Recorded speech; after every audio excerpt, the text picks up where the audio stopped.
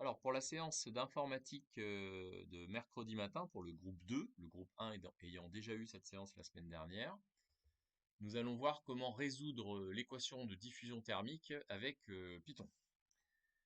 Alors, on part sur une problématique très concrète. Je m'intéresse à un mur qui sépare l'intérieur de la maison et l'extérieur. Et je suppose qu'à t égale 0 moins, j'ai une température de 20 degrés Celsius partout, à l'intérieur, à l'extérieur, dans le mur. Température parfaitement uniforme. Le mur, on va lui donner une largeur de 1 mètre, conductivité thermique de 10 watts, Kelvin moins 1, mètre moins 1, masse volumique de 1500 kg, mètre moins 3, capacité thermique massive 400 joules, Kelvin moins 1, kg moins 1. Et à t égale 0+, il y a une perturbation, la température à l'extérieur passe brutalement à 0 degré. Donc qualitativement, on se doute que la température donc, dans le mur va évoluer dans le temps, en supposant que la température à l'intérieur, elle ne bougera pas. Par exemple, il y a un système de chauffage qui maintient la température à 20 degrés, donc forcément la température dans le mur, elle va évoluer. On ne redémontre pas, c'est pas le but de cette séance d'informatique, l'équation différentielle, donc vérifiez alors par la température dans le mur sur un modèle cartésien où la température ne dépend que de x et de temps. On a donc la dérivée de la température par rapport au temps qui est égale à grand dth dérivée seconde de la température par rapport à x, avec grand dth égale lambda sur mu c, le coefficient de diffusion thermique, qui vaudrait ici 10-5 mètres carrés seconde moins 1. Bien sûr, tout ça a été fait avant les vacances de Noël dans le chapitre sur les transferts thermiques. Cette équation différentielle, on ne sait pas la résoudre à la main, on ne sait toujours pas. Tout ce qu'on peut faire, c'est une analyse. Alors une analyse dimensionnelle, on peut évaluer un taux diff, un temps caractéristique de diffusion, en fonction d'un delta diff, une distance caractéristique de diffusion. Donc taux diff, c'est environ égal à L carré sur dth. J'ai pris pour grand L 1 mètre. J'en déduis donc que le phénomène de diffusion a un temps caractéristique de 10 puissance 5 secondes, environ 28 heures. Conclusion, pour atteindre effectivement un régime, après la perturbation, pour atteindre un régime permanent, pour que la chaleur puisse, enfin le transfert thermique puisse se faire de l'intérieur vers l'extérieur, du chaud vers le froid, il faudrait donc environ 10 puissance 5 secondes. Le régime permanent, je peux l'évaluer. Je prends 0 pour la dérivée de la température par rapport au temps, et je trouve donc que la température, ce serait moins 20x plus 20 avec la température en degrés Celsius et x en mètres. Donc ce serait l'évolution de la température en régime permanent. Et ce régime permanent, j'évalue à la louche qu'on devrait l'observer au bout de 10 puissance 5 secondes. Mais qu'est-ce qui va se passer entre les deux? Entre t égale 0 plus et 10 puissance 5 secondes, qu'est-ce qui se passe? Eh bien, à ce moment-là, la température dans le mur, elle va varier en fonction de x et elle va varier en fonction du temps. Donc, on propose une méthode numérique avec le logiciel Python pour essayer de tracer la courbe de la température en fonction de x à différentes dates t, entre t égale 0 plus et le régime permanent. Alors pour cela, donc, dans le mur, je vais m'intéresser à une abscisse x quelconque, entre 0 et 1, et à ce qu'il y a légèrement à droite et légèrement à gauche, donc en x moins dx et en x plus dx. Et on va essayer d'évaluer approximativement, on va essayer d'évaluer approximativement la dérivée première temporelle et la dérivée seconde spatiale. Alors pour cela, la dérivée première spatiale, on l'évalue avec la méthode de l'air classique, hein, on dit que c'est la température en x plus dx moins la température en x sur dx. C'est environ égal, bien sûr, c'est pas rigoureusement égal à ça, et que cette approximation est d'autant plus correcte que dx est très petit devant L, la longueur effectivement du mur. Pour le taux de la dérivée temporelle, même chose, t en x à t plus dt moins t en x à t sur dt. Même chose, c'est d'autant plus valable que le dt est très petit devant le taux diff, si taux diff caractérise la durée du régime transitoire pour atteindre le régime permanent. Pour la dérivée seconde, en fait, la dérivée seconde, c'est le taux de variation de la dérivée première. Donc, c'est la dérivée première par rapport à x en x, moins la dérivée première par rapport à x en x moins dx. En effet, on préfère travailler entre x moins dx et x plus dx, donc à gauche et à droite de x. On aurait pu écrire que c'était dt sur dx en x plus dx, moins dt sur dx en x. Mais à ce moment-là, donc, on se serait retrouvé avec des termes qui s'annulaient. Donc on ne pouvait pas faire apparaître donc, la méthode numérique souhaitée. Donc pour le taux de variation de la dérivée seconde, on travaille entre x et x moins dx. Si vous voulez, on décale à gauche. La dérivée de t par rapport à x en x moins dx, c'est t en x moins t en x moins dx sur dx, même chose. Donc vous remplacez. Et on a donc une approximation, une évaluation de la dérivée seconde en fonction de la température en x plus dx, de la température en x moins dx et de la température en x. Donc voilà la méthode qui permet d'évaluer la dérivée seconde de la température, donc le taux de variation du taux de variation par rapport à x. Alors, quand vous remplacez la dérivée seconde par rapport à x, la dérivée première par rapport au temps dans l'équation de diffusion, bah, l'équation de diffusion thermique s'approxime avec cette relation. Donc, la température en x à T plus dt, c'est environ égal à la température en x à T, plus une constante C qui vaut dth dt sur dx carré, fois la température en x plus dx, la température en x moins dx, moins 2 fois la température en x. Voilà, c'est donc la méthode numérique, la méthode approximative. Je répète, c'est d'autant plus correct et on s'approchera d'autant plus de la réalité si dt est très petit, donc on va prendre une seconde, sachant qu'on a à peu près 100 000 secondes pour la durée du régime transitoire. Et pour dx, par contre, je choisis 1 cm, alors que L, c'est 1 mètre, donc 100 fois plus petit. On aurait pu faire mieux, on aurait pu prendre 1 millimètre, 1 micromètre. Mais là, à ce moment-là, c'est l'ordinateur, parce que bien sûr, qui dit méthode numérique dit calcul numérique par un ordinateur, c'est l'ordinateur qui va être poussif et qui va pas être assez rapide pour faire tous les calculs. Donc on va se limiter à dx égale 1 cm. Dans ces conditions, la constante C vaut 0,1. Elle est sans dimension avec le système international, les mètres et les secondes. Et c'est donc égal à 0,1 ici. Bien. Donc, notre idée, c'est de découper ce mur en 100 cases, 100 tranches, si vous préférez, de largeur dx égale à L sur 100, donc 1 cm, de les numéroter. Donc, K égale 0, c'est la case qui est en contact avec l'intérieur, qui restera à 20 degrés Celsius, quel que soit T, c'est notre hypothèse. K égale 99, c'est la dernière case, celle qui est en contact avec l'extérieur, qui sera à la température de 0 degrés Celsius, quel que soit T, c'est notre hypothèse. Et entre les deux, on a toutes les cases entre K égale 1 et K égale 98, qui elles auront des températures qui vont évoluer au cours du temps. Alors, on va travailler avec des listes. Donc, on va définir grand T, une liste de températures de 100 termes. Et cette liste de températures à T égale 0-, c'est facile, c'est des 20 partout. À T égale 0+, cette liste de températures est perturbée. On aura alors des 20 partout, sauf la dernière case qui sera à 0. Notre idée ensuite, c'est de déterminer la température donc, de chaque case, donc pour chaque valeur de K, toutes les secondes. Donc au bout d'une seconde, 2 secondes, 3 secondes, etc. Donc la liste des 100 termes, des 100 températures dans les 100 cases, elle changera toutes les secondes. Donc on aura la température de la case K, K étant compris entre 0 et 99, à T plus dt, qui sera égal à la température de la case K, plus C fois la température de K plus 1, plus T K-1 moins 2TK, à la date T, donc un petit peu avant. J'ai donc remplacé x, x plus dx, x moins dx, par K, K-1, K plus 1. Alors à T égale dt égale 1 seconde, on va pouvoir à la main calculer la température de la case 98, à T égale 1 seconde. C'est donc la température de la case 98 à 0+, plus C fois la température de la case 99 à 0+, plus T, température de la case 97 à 0+, moins 2T, température de la case 98 à 0+. Alors c'est facile ici évidemment, puisque à T égale 0+, 98 c'est 20, 97 c'est 20, 98 c'est 20 et 99 c'est 0. Et C c'est 0,1. Donc on va trouver 18 degrés Celsius. Donc déjà on évalue qu'au bout d'une seconde, la température de la case 98, elle vaudra donc 18 degrés Celsius. Et pour les autres cases, il suffit rapidement d'exprimer la température de la case 97, à T égale 1 seconde. C'est donc égal à 20 plus 0,1, 20 plus 20 moins de 20, donc on va trouver 20. Donc ça veut dire que la case 97, à T égale 1 seconde, elle n'a pas changé de température, elle vaut encore 20 degrés, et bien sûr, même chose pour toutes les cases d'indice K inférieur ou égal à 97. Ça veut dire que la liste de température au bout d'une seconde, c'est que des 20 partout, sauf 18 pour la case 98 et 0 pour la case 99. Voilà, alors évidemment, après, on peut s'amuser à faire ça au bout de 2 secondes, 3 secondes, 4 secondes, mais c'est là qu'on va faire intervenir Python. Ça va donc être la version 1 du programme Python. Donc tous ces programmes, évidemment, vous avez vu, ils sont sur Pronote. Hein. Vous avez tous les programmes sur Python sur Pronote. Alors pour cela, on va faire intervenir donc un code, qui évidemment pour l'instant est assez simple. Donc c'est la version 1.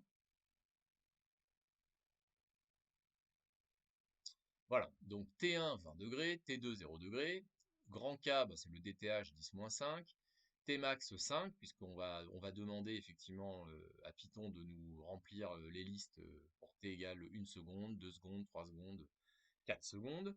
Import NumPy, puisqu'on va travailler sur des listes, petit n égale 100, donc c'est le nombre de cases. Et donc pour la liste de température à T égale 0-, parce que j'ai besoin de l'initialiser, la liste initiale, j'ai choisi d'utiliser le np.ones. Alors pour cela, vous avez une annexe qui est donnée en général dans les sujets d'informatique ou de modélisation. Et np.one, bah, en fait, ça, avec NumPy, ça vous donne un tableau dont les n termes valent 1. Donc si jamais je multiplie par T1, donc par 20, bah, j'ai les n termes qui valent 20. dx, donc 1 cm, dt 1 seconde, c qui vaut 0,1, donc je l'ai défini comme ça. Et on arrive effectivement donc à la boucle. Alors, i, c'est le temps. Donc, pour i in range tmax, donc pour i égale 0, 1, 2, 3, 4, etc. Alors, vu que tmax c'est 5, avec range, on s'arrête toujours à tmax moins 1. Tout ça, bien sûr, je l'ai rappelé aussi avec la fonction de range. Range k, c'est pour créer une liste d'entiers successifs de 0 à k-1, donc on n'y peut rien, hein, c'est comme ça. Si vous mettez tmax égale 5, ça veut dire qu'on va s'arrêter à 4 secondes. Ensuite, je définis donc une liste vide, np.empty de n, donc ça définit donc une liste vide de n termes, et on va remplir évidemment ces n termes. Alors déjà, on explique que le premier, ce sera t1, pour k égale 0, pour k égale 99, ce sera t2, pas de problème, on connaît les valeurs. Et pour toutes les autres valeurs, for k in range 1, n-1, donc pour k compris entre 1 et 98, parce que si vous mettez n-1, donc 99, range va s'arrêter à 98, eh bien on va remplir toutes les cases par la formule de récurrence que l'on vient de trouver. D'accord? Ensuite, une fois qu'on a rempli cette liste, eh bien on explique que grand T, ce n'est plus évidemment la liste initiale, c'est une nouvelle liste. Pour l'instant, on demande print T, donc on demande d'afficher.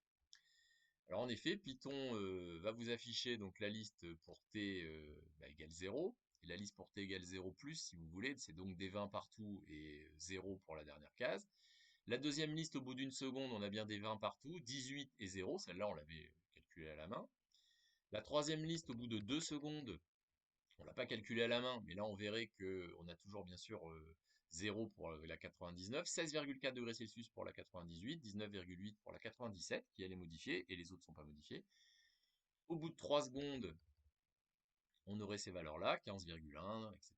Et au bout de 4 secondes, on aurait celle-ci, etc., etc.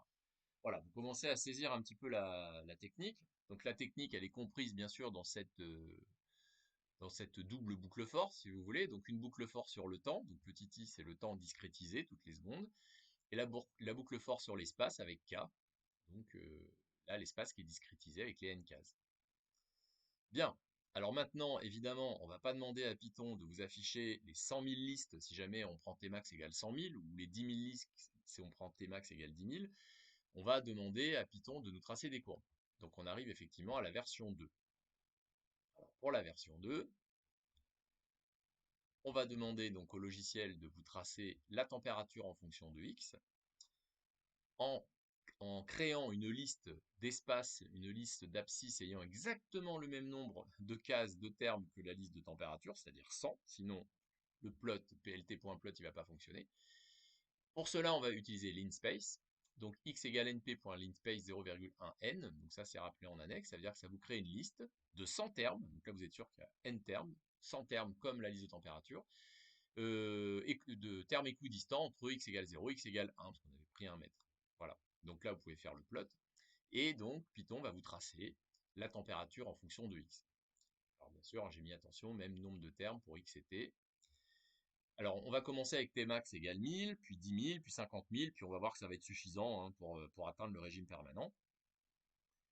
Ensuite, évidemment, on ne va pas demander de tracer, par exemple, les 1000 courbes, parce que là, on verrait un gros pâté et on ne pourrait pas analyser.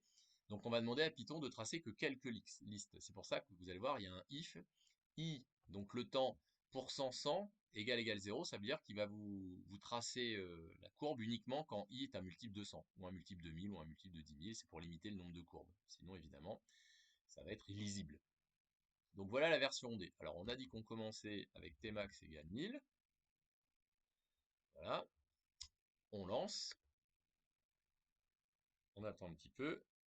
Voilà, tmax égale 1000. J'ai donc une seule courbe. Alors bien sûr, j'ai la courbe de t égale 0. C'est-à-dire j'ai 20 degrés partout et sauf 0 degré ici. Donc là, c'est pas très intéressant. On va passer à 10 000. Donc là, tmax égale 10 000. Et là, effectivement, je commence à avoir un réseau de courbes. Alors, vous avez compris, hein, dans le codage, évidemment, j'ai importé Matplotlib, hein, évidemment, pour pouvoir tracer des courbes. Le xp.linspace, ça je vous l'ai expliqué, sinon tout le reste n'a pas changé. Voilà, il y a juste grand T égale T, donc quand la liste de température change de terme, if i multiple de 1000, bah, à ce moment-là, plot. Donc c'est-à-dire qu'il ne va pas vous tracer toutes les courbes, mais uniquement les courbes toutes les 1000 secondes. Bon, là, les X labels, etc., là c'est pour faire joli, hein, c'est pour mettre les titres, etc., les légendes. Bien, donc en gros, il vous trace 10 courbes, puisque 10 000, 1000, 10 courbes, alors on peut les compter, 1, 2, 3, 4, 5, 6, 7, 8, 9, 10, on a bien 10. Alors on a bien accès ici à l'évolution de la température en fonction de X, à différentes dates. Donc là, bah, en gros, toutes les 1000 secondes. Et on voit bien qu'on n'a pas encore atteint effectivement le régime permanent. On va essayer 50 000. On va essayer 50 000 et on va observer si au bout de 50 000 secondes, donc ça fait environ 14 heures si je ne me trompe pas, est-ce qu'on atteint le régime permanent? Est-ce que le régime transitoire est terminé? Eh bien oui. Alors bien sûr, ça fait plus de courbes, hein. Au lieu d'en avoir 10, il y en a 50. Et on voit bien qu'on a bien à la fin les courbes qui se ratatinent sur la fonction affine, sur la droite qui est ici, et qui correspond au régime permanent. Donc 50 000 secondes, c'est bon, on atteint le régime permanent. Voilà, alors après, bien sûr, on peut s'amuser à mettre 100 si on veut vraiment voir beaucoup. On peut aller jusqu'à 100 000, mais ça sert à rien parce qu'on voit bien qu'à 50 000 secondes, on a déjà atteint le régime permanent. Donc évidemment, taux diff égale 100 000 secondes, ça ne vous donnait pas rigoureusement la durée du régime transitoire, c'était une évaluation. Là, on voit qu'on est plutôt aux alentours de 50 000 secondes. Alors nous allons pouvoir passer maintenant à la version 3. Dans la version 3, notre idée, c'est de suivre une température pour une case. Alors j'ai choisi la case 30, mais vous pouvez choisir la case 42 si ça vous fait plaisir. Donc on va suivre la température d'une case, pas K, une case, la 30e. Alors pour cela, on va créer une liste complètement vide, TE égale, voilà, entre crochets, complètement vide, et chaque seconde, TE.append, on va la remplir. Chaque seconde va la remplir par la température de la case 30. Alors on va voir comment on fait ça dans le code. Donc j'ai créé cette liste TE, sinon tout le reste c'est pareil, voilà. Et là donc quand la liste de température change toutes les secondes, eh bien je rajoute un terme à TE, la température de la case 30. Voilà, donc TE, eh bien je vais avoir tout un tas de termes toutes les secondes. Donc si Tmax égale 100 000, bah, je vais avoir 100 000 termes. Voilà. Print T, ça c'était pas indispensable, hein, ça c'était juste pour faire un test. Et ensuite on va demander à tracer la courbe, donc qui va vous donner la température de la case 30 en fonction du temps. Alors TE, il y a 100 000 termes, donc évidemment pour le temps en abscisse, il va falloir 100 000 termes. Donc c'est pour ça que j'ai créé là aussi une liste de 100 000 termes, np.linspace, entre 0 et tmax, tmax. Donc tmax, ça veut dire que je suis sûr que je vais avoir 100 000 termes, équidistant entre t égale 0 et tmax. Alors on va demander à Python de nous tracer ça. Donc là, on s'attend à avoir une courbe qui nous donne la température de la case 30 toutes les secondes en fonction du temps.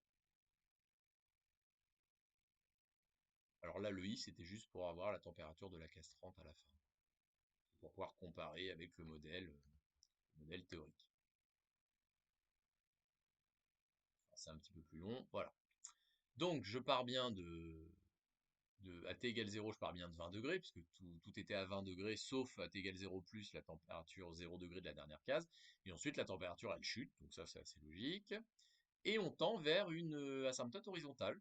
Donc on voit bien qu'il y a un régime permanent qui est atteint et que la température de la case 30, elle ne va plus varier.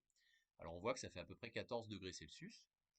Et que à la main, si vous prenez moins 20x plus 20 avec x égale 30 sur 99, eh bien vous allez bien à peu près trouver 14, donc c'est cohérent.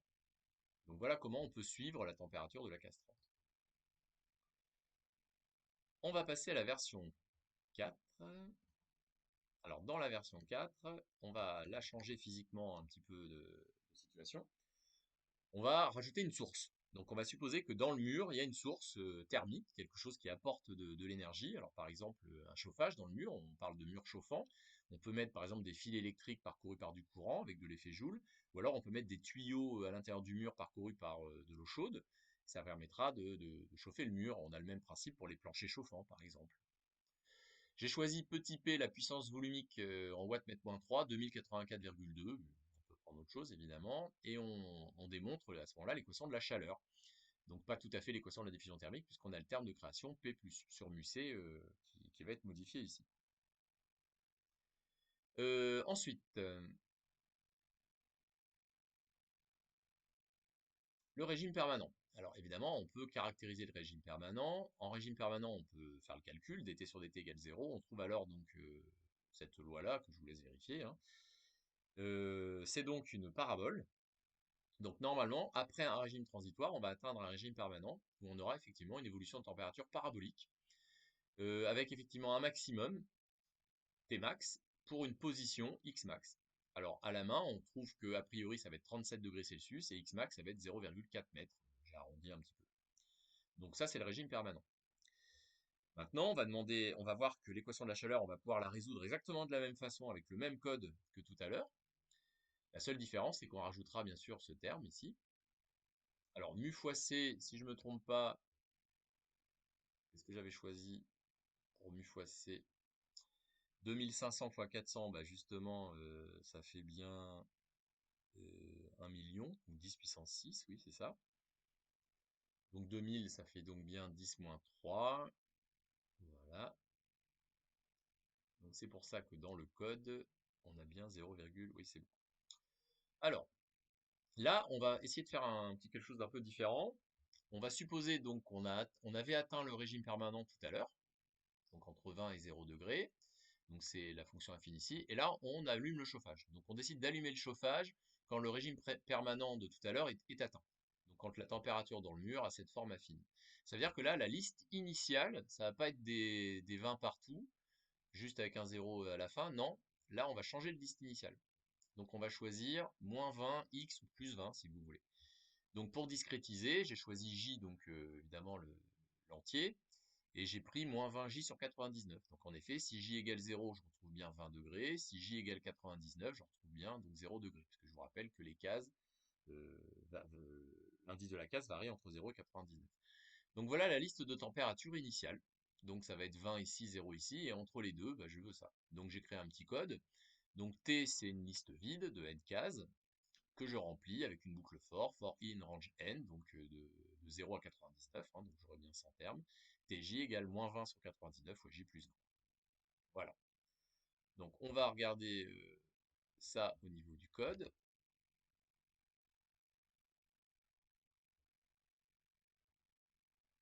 Donc c'est la version 4.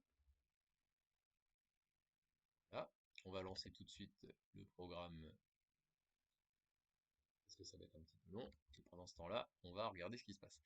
Donc c'est le même code que tout à l'heure, bien sûr, sauf que là, grand T empty end, donc là j'ai créé la liste initiale.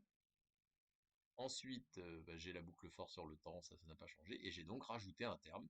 Ce terme, c'est bien P sur mu C. Alors c'est P sur mu C fois dt, en toute rigueur, si vous développez, et dt c'est une seconde. Et j'ai demandé de tracer des courbes toutes les 1000 secondes. Voilà.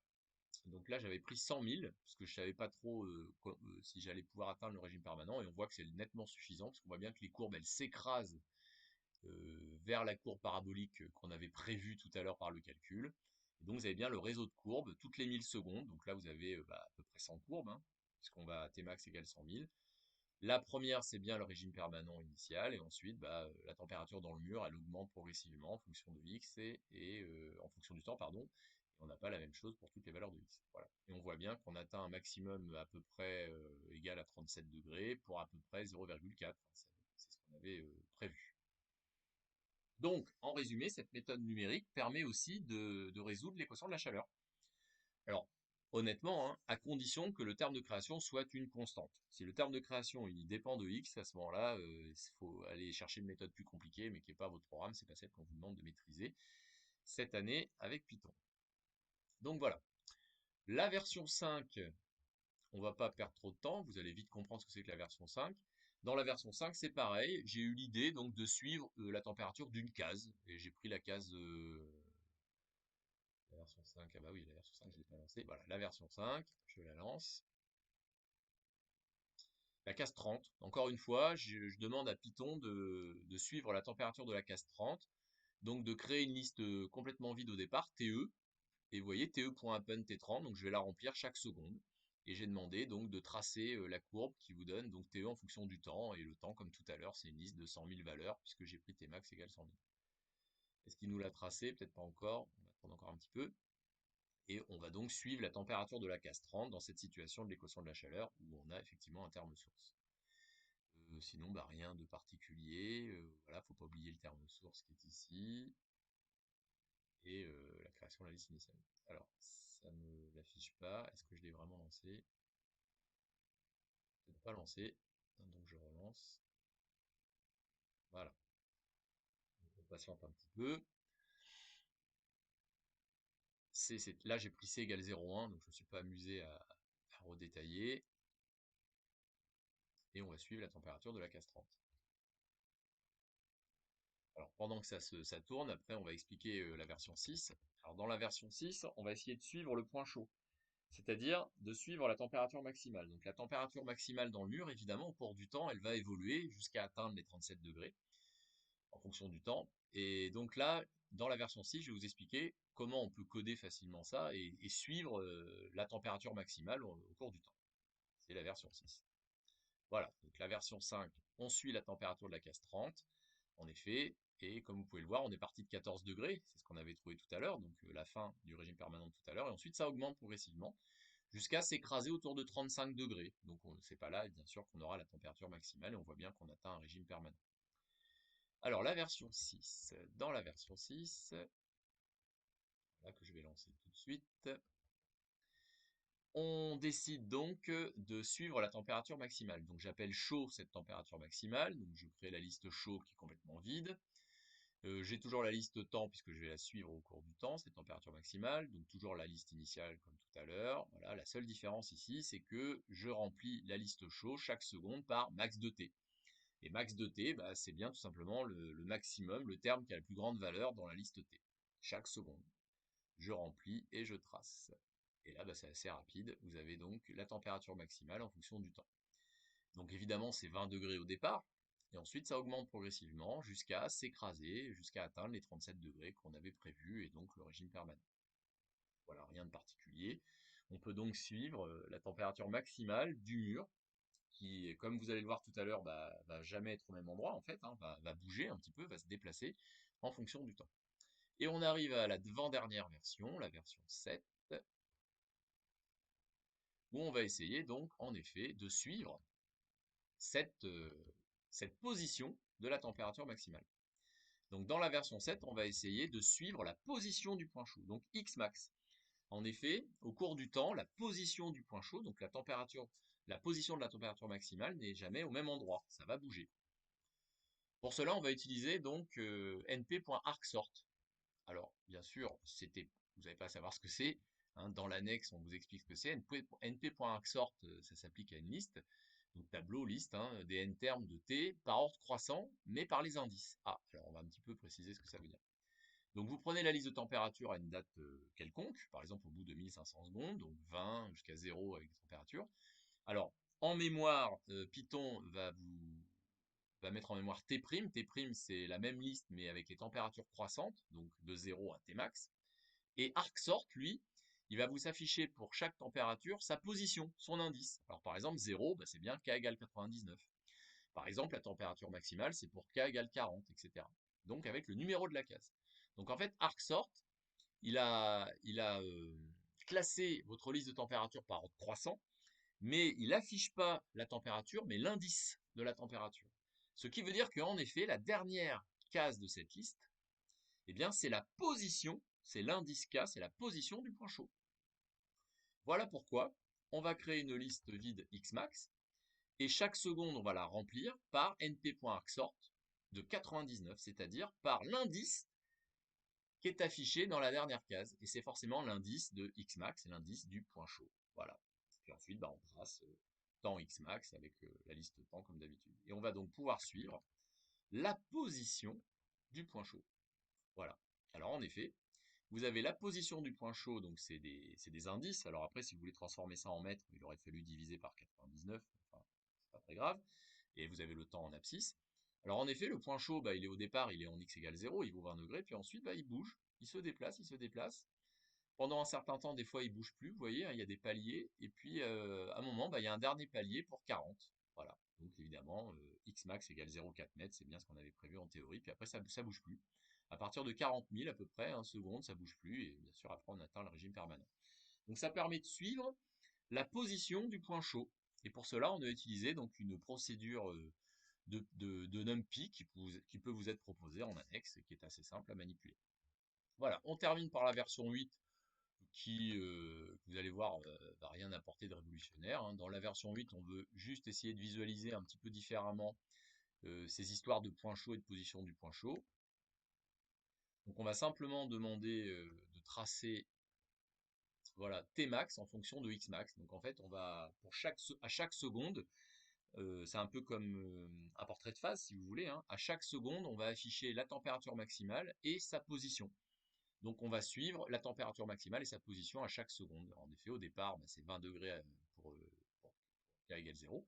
Puis ensuite, à la fin, bah, on sait que c'est K égale 40, donc 0,4 mètres, pour Tmax qui vaut 37 degrés.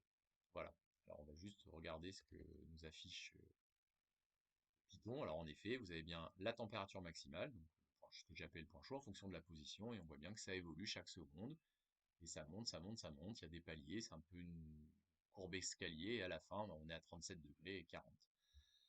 Donc voilà. Donc voilà pour cette première séance qui a été suffisante pour que vous puissiez aborder ce qui est à votre programme, donc la méthode numérique permettant de résoudre une équation de diffusion ou même une équation de la chaleur si le terme source est constant.